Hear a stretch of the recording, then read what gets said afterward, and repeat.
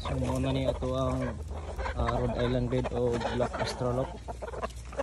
So nagpunta sila guys. So nag 1 year na siya karon. So last year sa December na ito gikuha sa atong classmate amigo sa Atenas Farm. So hindot gid ni siya ang nga breed na Rhode Island Red o ang Black Astrolop.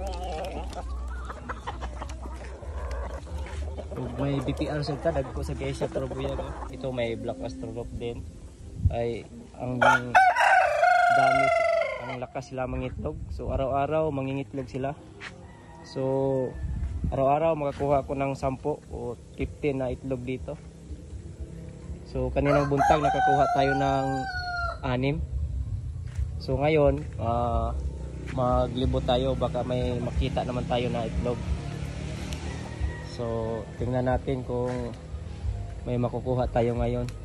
Kasi minsan sa umaga makukuha ko ng 6 at saka sa hapon ganitong oras makakita ako ng 5 or 4.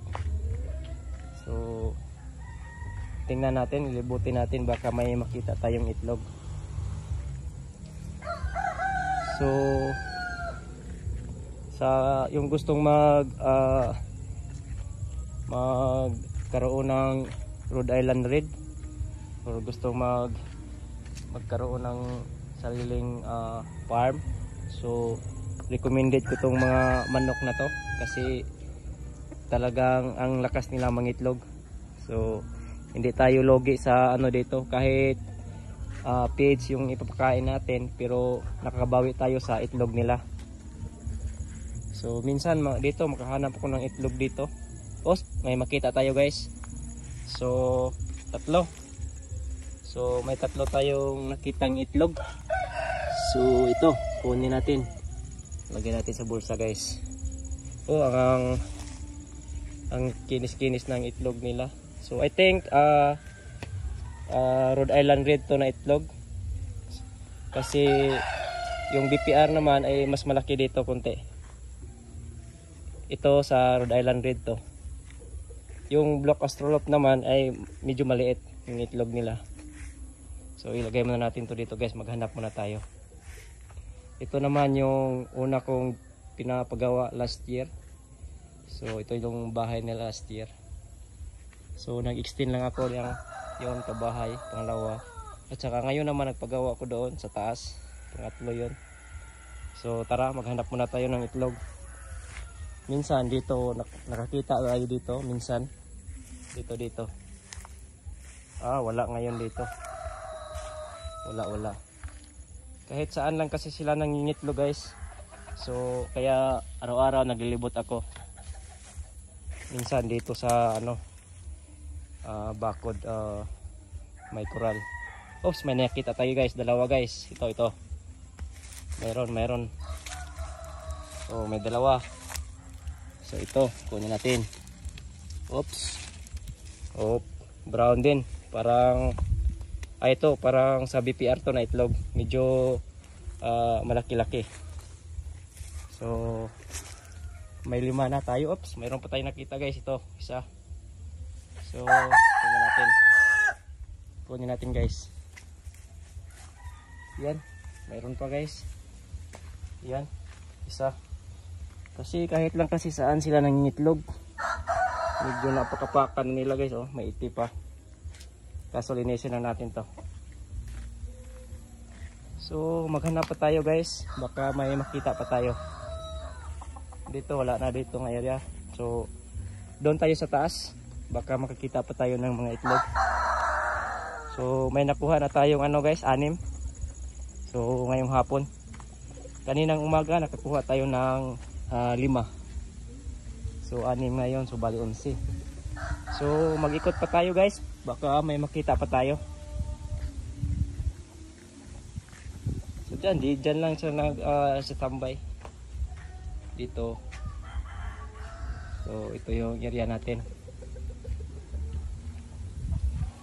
So please like and subscribe pala guys at RG channel. RG Sang Channel. So hoping na mudaghan pa ni atong mga alaga guys. So target ko this year is abot na to ng mga 200 heads. So yung mga itlog nila ilagay natin sa incubator, i-incubate natin para dumami. So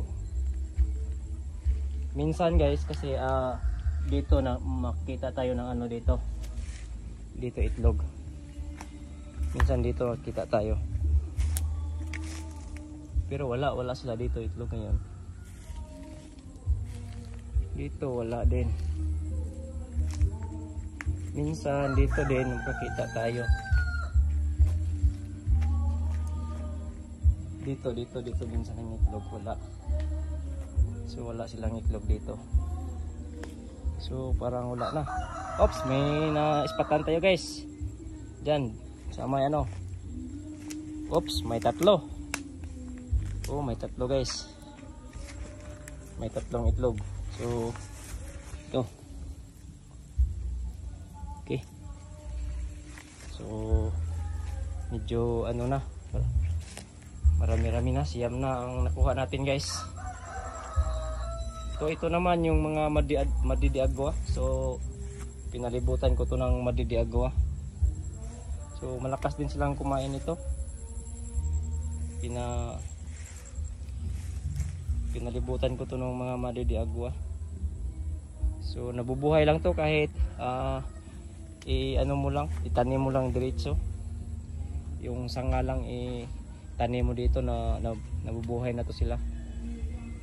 So medyo malawak-lawak ng area natin guys. So that's it guys. So maraming salamat. So sana maki-subscribe naman dyan. So God bless you po. Maraming salamat.